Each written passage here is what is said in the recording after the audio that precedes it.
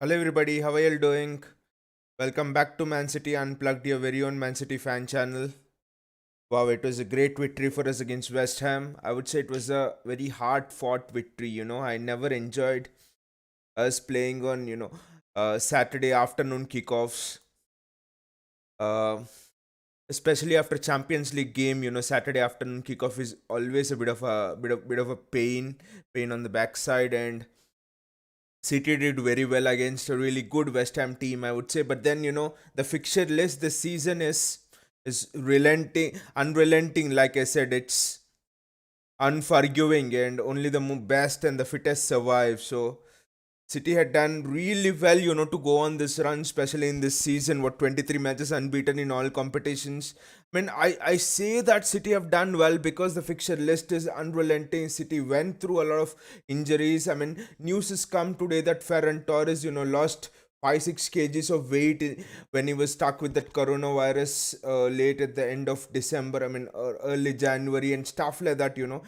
Despite all of those mental impacts and stuff, City have been unrelentless. We have like gone on the front foot, dazzling, bamboozling one opponent after the other with no mercy on who the opponent is, be it be Liverpool or Chelsea or Man United or whoever it is. Really commendable.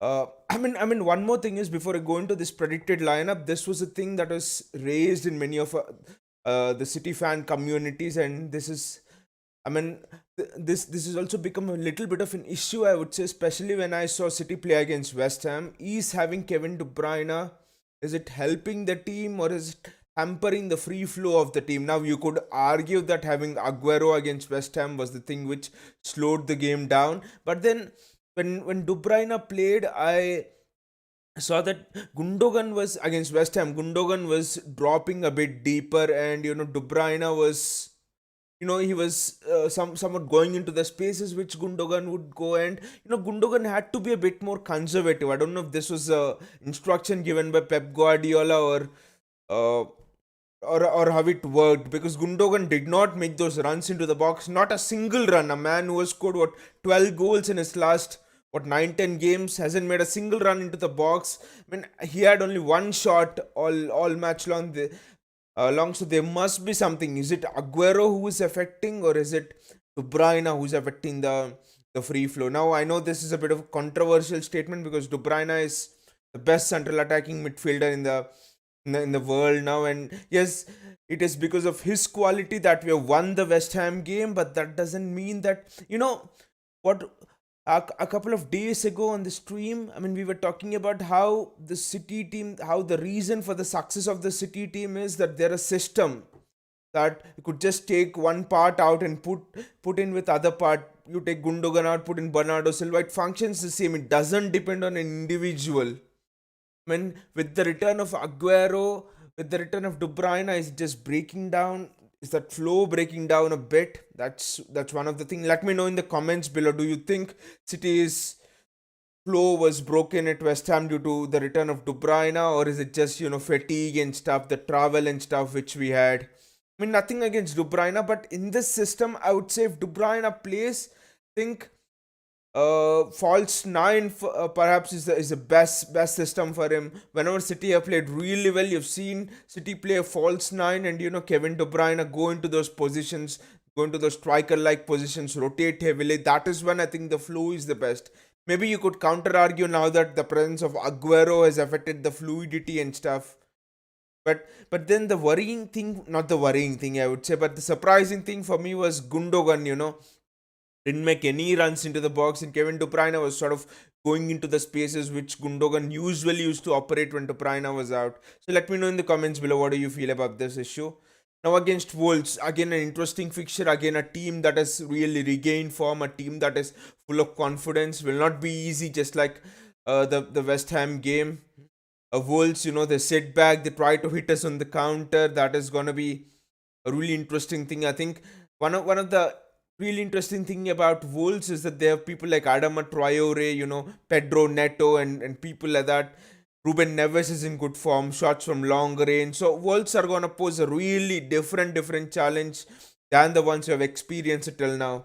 And after Wolves, we go into the derby game. So Pep Guardiola, he has one foot on the throat of this title race. He really would see the Derby game and this game as a two games where he can really, press that foot on the throat of the title and really, clinch the title once and for all. The Derby game is going to be really important, because if we draw it, United draw is fine, but if we lose to United, for example, and if we draw here or don't get or don't win here, it suddenly opens the door for United. Suddenly we're dropping what, 5 points. We draw here and lose against United, and United, if they win, they would say, okay, we are just what, another 7 points just away from City. There could be a glimmer of a hope. So why to even give a glimmer of a hope? Just ruthlessly push it off once and for all on this weekend, so that we can concentrate on our Champions League fixtures and the FA Cup fixtures, which are just coming on. So now let's go through the team news. I would say that Foden starts on the left, Sterling starts on the right. I mean, the front three is obvious, because Pep Guardiola has this luxury. He had a completely different front three against West Ham, and now this front. I mean, I'll tell you the difference. Both the front threes are excellent. The front three that started against West Ham could have started for any other team in the Premier League in every match. They'll start day in and day out for any other Premier League team. But the difference between both of them is, in this front three is more mobile. You have players who track back even more, who are more who are more creative, who are more fluid, I would say. Fluidity is a key word here. This front three is really fluid. You don't know Foden, Sterling, Jesus, who will occupy that central spot. I think this fluidity is going to be really important against this Wolves team, which will park the bus. So a very fluid front three. That's the amazing thing about this City team. You have two sets of front threes, which without a major drop in of quality. Just 5 to 10% drop off of quality when you see this front three and that front three. So excellent again. Raheem Sterling's form is a bit concerning for me. I really want Raheem Sterling to be firing on all cylinders, and especially as we go deep into the Champions League. And Mahrez is doing well, so there is real competition on that side for Raheem Sterling. Because Raheem Sterling was substituted against Mönchengladbach and he didn't look happy. But Raheem Sterling should now note that he is no longer the one we are too much dependent on. Earlier in the seasons we were dependent on a trio: Leroy Sané on the left, Aguero in the center, and Sterling on the right. Suddenly you have six players who can play those. Arguably Bernardo Silva also. So suddenly you have seven players who can play those front three positions, and if one doesn't do well, you have another just breathing down your neck. So Pep Guardiola has got this wonderful headache, I would say. Fantastic from Pep and fantastic for the teams. So no longer Sterling can feel that, okay, if he misses easy tap-ins, he can be in the team. It's not a kind of warning or signal for Sterling, but that's what the reality is, because you have Mahrez there. Had given us excellent assist against West Ham, one-on-one in the box. Mahrez, in every match he has played since the last 1 week or 2 weeks, he's given an assist or scored a goal, so he's excellent. I think Mahrez is in the front line to start in the derby, I would say. Now, Luke, especially in the derby, because Sterling has always been in Van Bissaka's pocket whenever he is played in the derby game against, I mean, especially when he has played against United. So it puts a big case for Mahrez to start ahead of Sterling in the derby game, and this is the game for Sterling to show why he should start ahead of Mahrez. Because Foden is excellent. You can't drop Foden. Jesus and Aguero, one will start. So Sterling or Mahrez, it's a straight swap for the derby game. So this is a showcase event for Sterling to show Pep why he should start him in the derby game. Now, Bernardo Silva, he picks himself. Bernardo Silva, I should say, he hasn't had as many goals as Gundogan. He does not have as many assists as De Bruyne. De Bruyne, by the way, is the leading assist taker in the league. He has 12 or 13 assists. He has 13 assists. But Bernardo Silva, he is the reason why this team is so fluid. The work rate he puts in, the engine, he's everywhere. Sometimes he goes into the centre back position to receive the ball, fills in at left back, fills in at right back, fills in at right wing, left wing. He's everywhere, fills in that false nine position.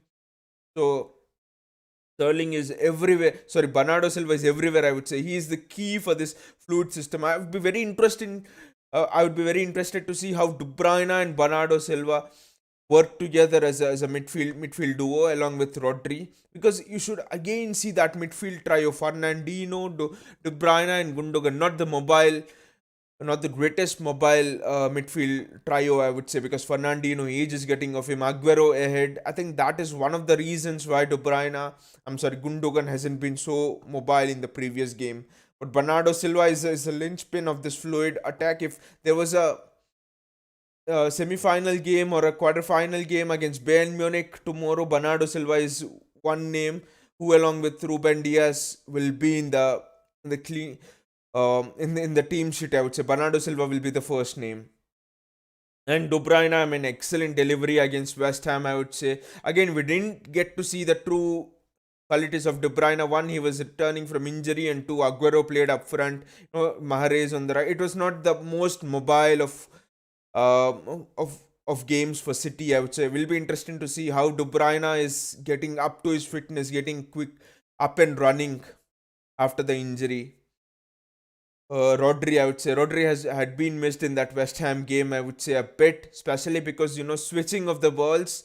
Earlier, my complaint was Rodri doesn't switch the balls as often as Fernandinho, but now Rodri is switching the balls more than Fernandinho. I know, yes, age is caught up a bit with Fernandinho, and switching the ball is going to be really crucial in order to shift this West Ham defense to side, and then just create gaps in them. So Rodri has become this fantastic player, I would say. When City had to close out the game against West Ham, who was the one Pep bought in? It was Rodri. So Rodri is the linchpin. I think if we had a game against Bayern Munich tomorrow, it would arguably be Rodri, Bernardo Silva, De Bruyne, and I would say De Bruyne would play as a false nine, and Gundogan would come in as a midfield trio. So it would be Rodri, Bernardo Silva, Gundogan with De Bruyne as a false nine.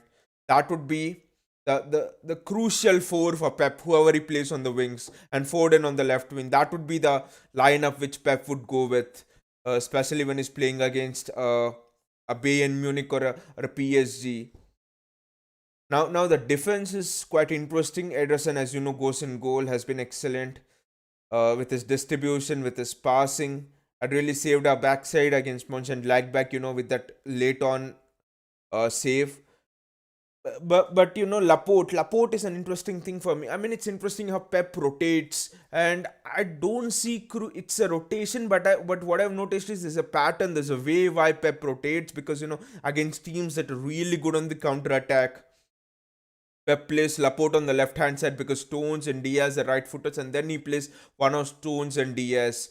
So Laporte for me starts this game also because I think Ruben Diaz and Ruben Diaz and John Stones should start the derby game, unless Pep thinks that the derby game he'll go with a back three, and then to just shut United's counter attacking threat. I don't know how Pep will approach the derby game, but we'll look at it after this Wolves game. But generally, I think whenever a team is good at counter attack against Spurs, for example, yes, Diaz was out with a small illness or something, but then if you have made Pep Guardiola's bench, you're fit to start in the first 11. So, but against teams which are really good on the counter, Laporte is really starting, like you would see against that Mönchengladbach game. In that Mönchengladbach game, Laporte starts with Diaz.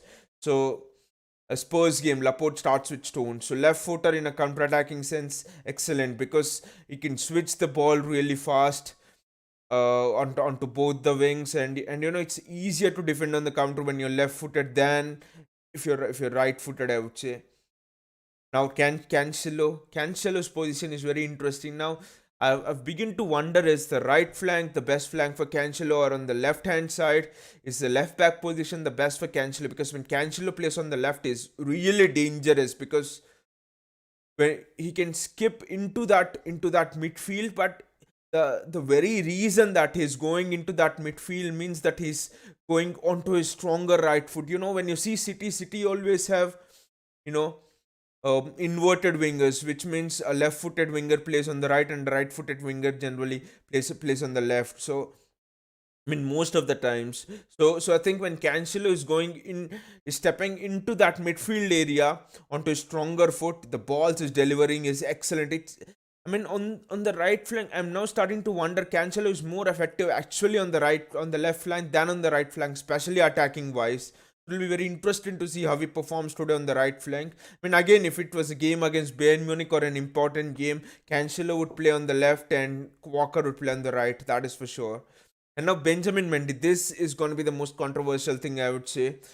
I'm not putting Mendy here because he's in my fantasy team or something like that. He was there in my fantasy football team, but I just removed him long back because he's not starting any games. But yeah, Zinchenko has been performing really well, but I somehow think that Pep really wants to give Mendy a bit of game time, especially because you don't know, you're playing a very big opposition, Bayern Munich or someone, and suddenly 80th minute you need some creativity down the left flank, and you could just throw in someone like a Mendy. He whips in an excellent cross. We should not forget that for all the defensive realities, Mendy is an excellent attacking fullback. He's one of the best fullbacks when it comes to crossing. His crossing accuracy is excellent. I would say it's second to none. Not Alfonso Davis, not David Alaba. No one can come close to him. Not Luke Shaw. No one can even come close to him when Mendy is on his money. So I would say Pep would really love Mendy to also get up to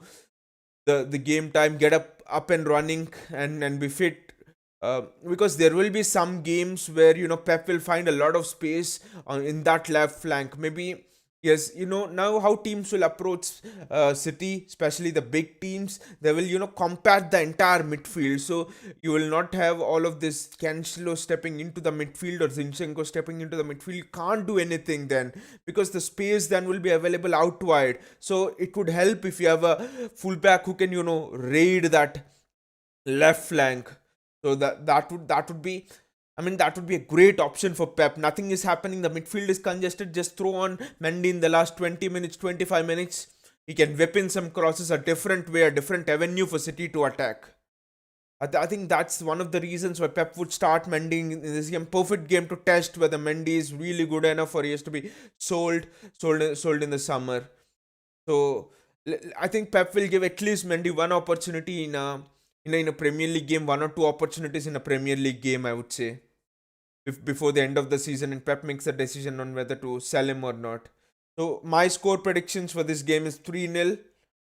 I would expect Man City to win 3-0 and continue this impressive run and make it 15 unbeaten in the Premier League.